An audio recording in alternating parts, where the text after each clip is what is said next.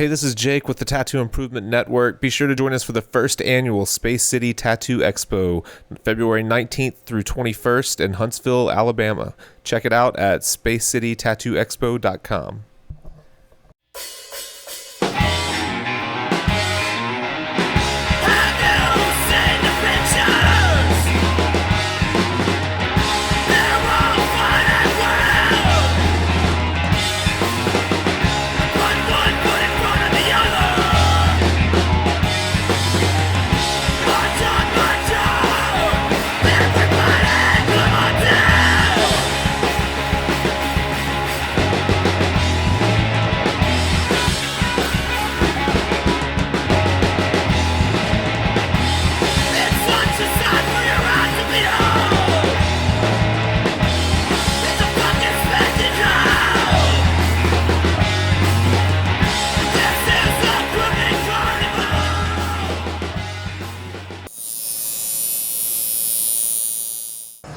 Hey, welcome to Fireside Tattoo Podcast. Day 2. First interview of day 2 at the Star Texas Tattoo Art Revival Extravaganza. We're here with Alexis Kovacs of Electric Cheetah Tattoo. Where's Electric Cheetah? Where? Yeah, where? Oh, it's in Bethlehem, Pennsylvania. Wow. Bethlehem, Pennsylvania. Okay. Mm-hmm. Yep. What is that? What is Bethlehem near? Bethlehem is about an hour and a half outside of Philadelphia. Okay. Yeah. Okay. Yeah.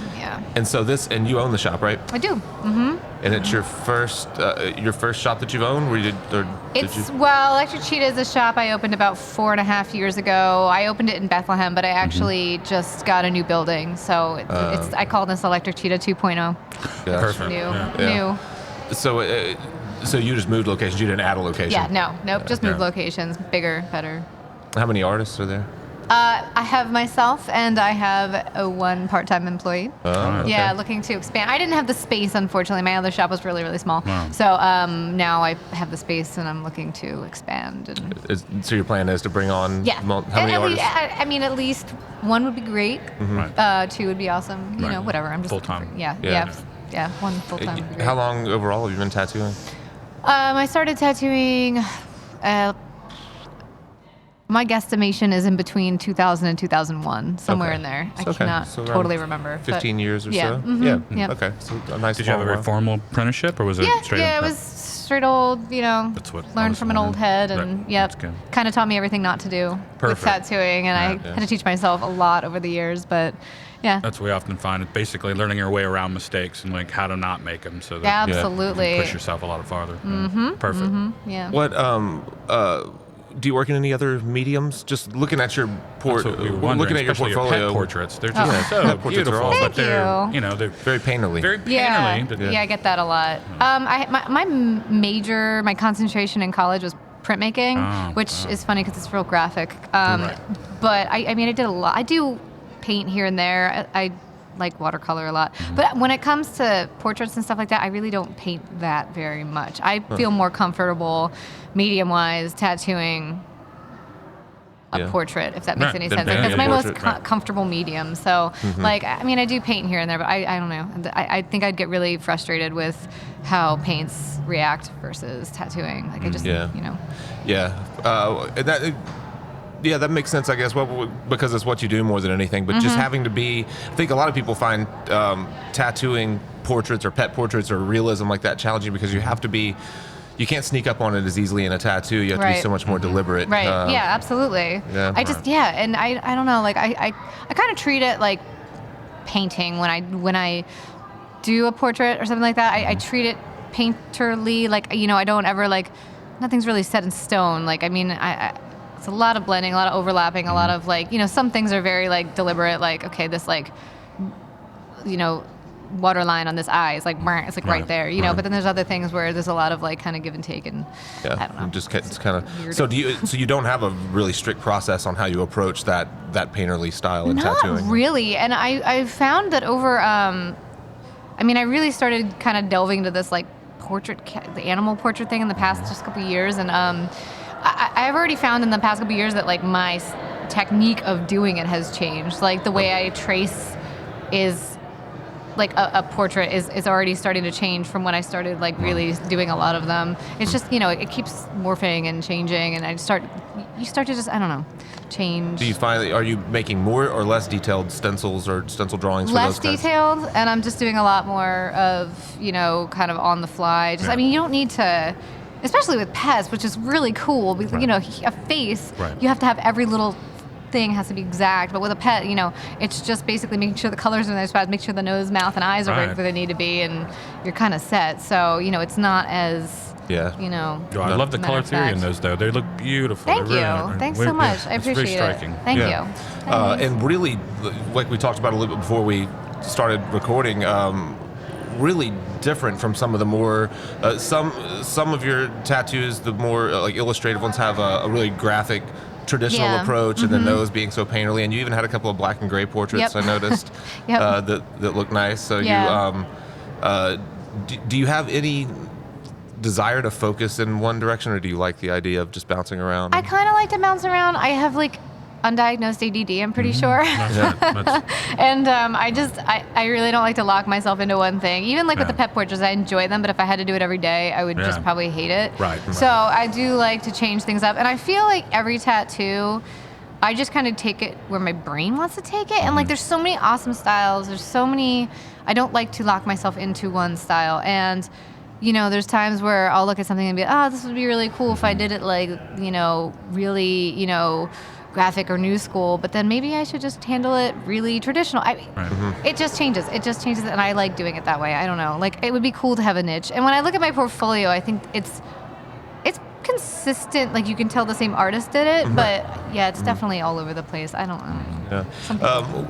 Well, go ahead. Well, we just find more and more people trying to like nail themselves down very early in their careers for like one kind of style or niche. That's what we're trying to basically ask. It's like whether we've talked to other people about whether you're comfortable with even telling people no, like from a certain stylistic point where you're like, oh, that's absolutely. Like, I mean, where it doesn't cross into your realm at all, you just don't explore it. It's not even like, I mean, I've been tattooing for so long that there's I've done millions of things that I just hated doing, and I'm just at the point now where I don't have to do them, so I just choose not to. Plus, I mean, I will say it till I'm blue in the face. I don't do Japanese. It's just I really don't enjoy doing it. I don't really like to draw. I just don't. I've done it over the years. I just don't.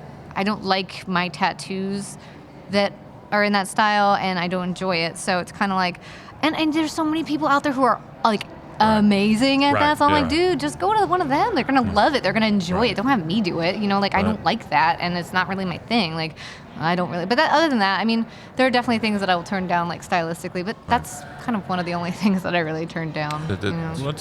It's understandable too. If you're not comfortable with it, you don't like to do it, and there are people around you that can do that style of work. It's good that you even just like say, go to them. Oh my God, there's like trillions of awesome artists out there. Like, please, like, that's a great point, because I'll have people ask for portrait work, and I don't like to do portraits myself, and you think, man, there are people that like that's all they do. Yeah. And even if I wanted to do it, I'm not going to catch up with that guy. He's awesome at it. Just let him do it. Absolutely. Absolutely. Yep. That's exactly how I feel. Like, some people have a brain for it. I was actually just looking at Instagram this morning, and I showed my friend, like, I'm a huge fan of Teresa Sharp, and I was just looking at, like, she's working on, actually it's funny because it's a client that I tattooed, and that's why I follow this particular client, is because I tattooed her, and she's getting like a whole front body panel from Teresa, and it's what is the piece? Is it the big kind It's a mermaid, upside down mermaid. That thing is crazy. Out of control, and I'm just like, her brain, her brain can just like create that. I can't step back and be like, oh yeah, like I'm just gonna design this piece that's like 4 feet tall. I can't. When every little piece of it is so intricate and so cool. If you took like a 2x2 square on each part of that tattoo, every little piece is immaculate. Awesome. Compositionally, that piece, I don't know if you've seen it. It struck me. I was like, where did she come up with the idea to put it upside down? And it's crazy. And then just like the head kind of sits all low on a hip and stuff too. I think gorgeous. It's crazy. And that's the thing, is it's like, I can't visualize that. I can't visualize Japanese stuff. People make these cool, gorgeous dragons, and they're flowy and they move and all this. I just can't. My brain doesn't do that. I do other things. My brain does this. Somebody else's brain does that. So trust me, I'm not gonna let you get stuck with my brain not working on this properly. I'm putting you in the right direction. Well, that's another. I mean, as a female artist, do you actually look at a lot of other women's work, or do you? I do. I mean, that mix and match. Or I just wonder because I've worked with 3 female artists, and they are avidly. They look at a lot of women's Instagram accounts just to see how much has been pushed in the last couple of years, and especially for young female artists wanting to see what they can really attain. It is so much different than it was 10, 15 years ago. That's what I was. I mean, Instagram, I think alone has just changed the game, but. I just kind of if I see good work, I follow it, and be it a man or woman, it's just, it is what it is. And I've just noticed, because the names are always so bizarre. You can't even tell if it's a guy or a girl half the time. Yeah, but you know what I mean? Sometimes I was like, oh my God, I didn't know that was a girl. And I realized, I'm like, oh my God, there are a lot of girls that I follow that are just absolutely incredible, So it's definitely, I probably follow more men than women, just it's just always going to be like that. Yeah. But I do follow a lot of women, and there's just so many awesome female artists. What, if anything, where do you think is there anything you're struggling with right now, either in tattooing and any other art form, or anything that you... I sometimes struggle with creativity, and I think that started when I was in college. When I was in school, it was to get your art degree each semester, I think I took 3 studio classes. So, you had to make, 4 or 5 pieces a semester per class. So that's 12 or 13 pieces of artwork. And my brain just got tapped. I couldn't think of anything else to make. And it's so terrible because I graduated 13 years ago, and I still feel like it stole my creativity. Wow. I sometimes just I look at people's work.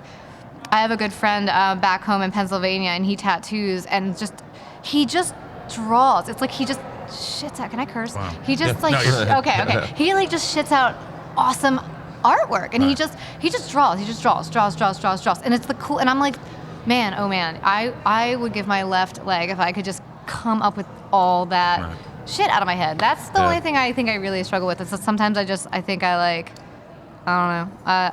I don't know what to draw. I just don't know what to draw. We've talked about it before. It's especially in our industry, so many people bring things to you, and then you are trying to you try to tweak them in one way or another. That often they do come up with so many of the ideas, and you're just. And that's wonderful. I love when people come up with ideas. The worst thing, people think they're doing you a favor when they're like, I really just want something that you want to do. Can you just draw something you don't want? You don't want that. I don't even know what it would be. There's no way. Let me just go out and just close my eyes and spin around and point, and that's what you're getting. Perfect. That's only for people you know. You know what I mean? Definitely. I think art school instills puts that same, gives a lot of people that feeling when you're taking 3 or 4 studio classes, and then on top of the big projects that they want you to finish throughout the semester, they want to see sketchbooks that are filled. So then you find yourself a week left in the semester and just trying to fill a sketch. I'm just wasting. I'm wasting a sketchbook. There's no way I can fill this thing. I don't remember I don't know what year it was, but I remember I had to pump out these paintings, and I was just I just don't know what to paint. So I took huge canvases and I just painted them all camouflage. I was I just don't. And everybody was oh, this is interesting. You could make variations. You could do different color camouflage. And oh my God, this could be striking. And I'm like, whatever. I was just I was about to paint the thing blue and just be call this blue. Oh God, terrible. That's perfect. Going back, maybe not struggles of today, but things that you've overcome in 15 years of tattooing. What did you struggle with? Thinking of a 2-year in, Alexis, where were you? Do you have any idea what was lining or shading or everything? My teacher was and still unfortunately still tattoos, and he's just very old school. The worst thing and this is advice I have to anybody starting tattooing. The worst thing he ever said to me, and this is how I was raised as a tattooer, was don't look at other people's work, only look at mine. If you look at their work, I can't tell you what they did, but I can tell you what I did. So just pay attention to me and no one else. Wow. So it kept me in this weird little box, and I listened, and I literally thought this dude was God of tattooing. And he's terrible. He's technically terrible. Terrible tattooer. I hate to admit that, but he literally taught me what not to do with tattooing, which in turn, you move on. But that was really awful because I struggled with a lot. I didn't know how he taught us how to build machines, but he didn't know how to build a machine. So I was like using like I went to other shops when I finally like left, and people were like, "What the hell is this? Like, how are you tattooing with this?" Right. I don't know. I couldn't. I mean, I struggled with line work. I struggled with shading. He had me. I was trained to use round shaders. Wow. I didn't use a mag for 5 years. You know, and it's that's pretty old school. Oh, it is. Yeah. I made my needles. But I struggled with a lot. There's a lot, all of it. You know, it's like I look at myself now as a tattooer. I really, honest to God, the past 5 years is really, I consider that like my tattoo career. 10 years before was just a hot mess. Yeah. Somehow I made a living at, you know. Yeah, it's amazing when you look at the progress that young artists make today, 2, 3, 4 years in, that are just amazing. And I'm a lot like you, and I think David too. That I started tattooing in '96. He started 4 or 5 years earlier than that. Okay. And in the first 10 you guys years, know the struggle. The first 10 years at least, I felt just completely spinning my wheels. And I look at even the apprentices that come through Underground Art through his shop. You know, their 3rd, 4th, 5th tattoos with good instruction. I'm like, wow, 2 years in, I couldn't have done that tattoo. Yeah. We talk about that a lot. It's just having to skip all those like bad mistakes that we were taught or made and just not corrected over time. I had an apprentice, and she tattoos. That was my other question. Have you had an apprentice? I did, and she tattoos well now. And she's at a pretty well known studio. And I see her work, and I'm just like, she's obviously still. Yeah. She's only a couple years in, and she's, you know, still learning. You can see she's not one of those like prodigies, but she's really got it down. And it's funny because I'm like, God damn, like you picked it up fast. Like, and that's the thing is she didn't have to ever go through using rounds. Right. She didn't have. I don't even know if she's ever had to do a tribal tattoo. You know what I mean? Like, it's just like those little things that you had to learn and you had to step through, and all the crap you had to go. Yeah. It's just. I love that you said, especially about machine building, where you know we've talked about that several times now. It's like, well, you don't have to, basically know any of that anymore. Yep. Especially there's several machines, especially with rotary, you can buy that are just no nonsense. You just boom. They just hook them up. They just work. I was at a convention listening to Guy Atchison talk a few months back, and they asked him about rotaries, and he was like, "Well, you don't have to be a mechanic to learn to drive a car anymore. That's the biggest thing." Yeah. Absolutely. I mean, and it's unfortunate. I told my apprentice that I was like, "Look, unfortunately, I know how to put a machine together. I know all the parts. I know what it does. I know how it works. I don't build machines because it's not my thing. If it falls apart, I can put it back together. But it was the one thing I was like, I cannot show you how to build a machine. I was like, but you have at your fingertips the most amazing machines now that you can get your hands on. And honestly, it's right. It's kind of a lost art. Like you don't necessarily need to know it. Knowing your parts is probably good. I think people that have been tattooing as long as any of the three of us, I don't use any coil machines. He still uses exclusively coils, but I love them. I love the way they sound. I love the way they look. I want to know. I'm glad that I learned. I'm glad that if something went wrong, I was able to look at it and repair it. I do appreciate not having the hassle of it anymore. But I kind of wish, I'd hate to think that some of the new tattooers that are 4 or 5 years in that I really look up to that are really good have never used a coil machine. That's really sad. I use exclusively coil as well. I don't coil, oil, all that. Well, we find more and more that people are like splitting it. Either like they're lining with coils and then they'll do their color with rotaries and finding that mix between it. And I think I can appreciate that because of just like the size of needles those things can push. Sure. But I'm still really pretty traditional with that. Me too. And I love it. My wrist is proof. Perfect. Falling apart.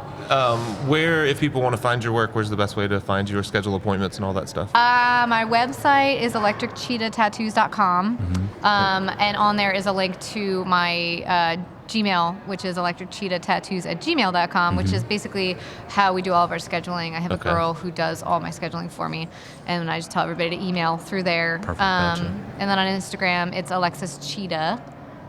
And then on Facebook, it's electriccheetahtattoos@gmail.com. No, it isn't. That's my Gmail. Wait, what is it? Electric Cheetah Tattoos and Permanent Cosmetics at Facebook. Oh, okay. Do you do permanent cosmetics as well? I do. Oh, wow. Didn't even touch on that. How did you get into that? 2004. I was trained to do permanent cosmetics, and I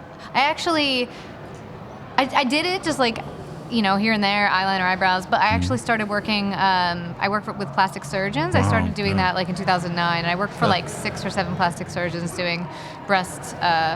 Patients. Yeah, wow. That's what we find more and more people that are really into that. And unfortunately, sometimes these cosmetic surgeons are trying to step up and do the stuff on the side, or pick up a machine and think that they're all of a sudden tattoo artists. It's like they're just gonna. I know a lot of awesome doctors. But doctors are doctors. You know what? Hey, I'm not having some crazy tattoo person come in. Right. I'm very lucky. The doctors I work for are all very open-minded and.